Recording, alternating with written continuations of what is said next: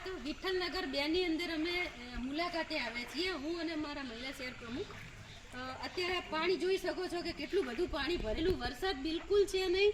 વરસાદ ગયાનો પણ કલાકો થયા છે, હજુ સુધી પાણી નીતર્યા નથી. ઘરોમાં પાણી છે, બાળકો સ્કૂલે જઈ શકતા નથી, ઝેરી જાનવરો પાણીમાં રહે છે અને પ્રજા અહીંયા ઘરે ઘરે માંદગીના ખાટલા પણ છે. પાણીનો કોઈ પણ જાતનો અહીંયા નિકાલ નથી.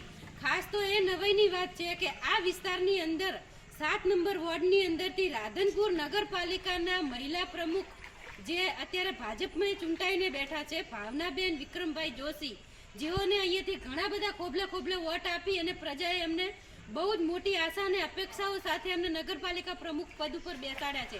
ત્યારે નગરપાલિકાના મહિલા પ્રમુખ જ્યારે ત્યાં બેઠા છે, એમનો જ વિસ્તાર છે, છતાં હજુ સુધી અહીંયા આવ્યા છે બેન જોવા?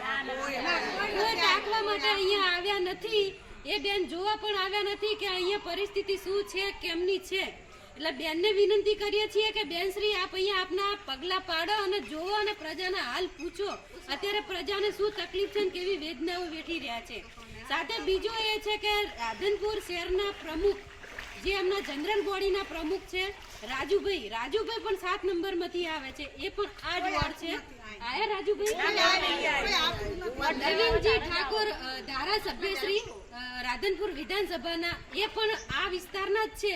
તો ધારાસભ્ય શ્રી આયા આપની મુલાકાતે જોઈ શકો છો કે વોટ લેવા બધા આવે છે. એમનું કેવું એવું છે પણ હજુ સુધી કોઈ પણ અહીંયા મુલાકાતે ભાજપનો એક પણ વ્યક્તિ અહીંયા કોઈ રૂબરૂ મુલાકાતે આવ્યો નથી. એમની પરિસ્થિતિ બહુ દયનીય છે, અમે જોઈ છે એમની પરિસ્થિતિ.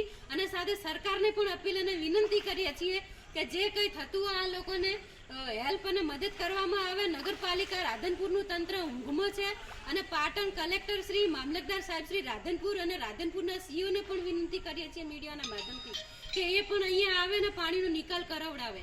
મારું નામ જયા ઠાકોર, પાટણ જિલ્લા મહિલા કોંગ્રેસ પ્રમુખ.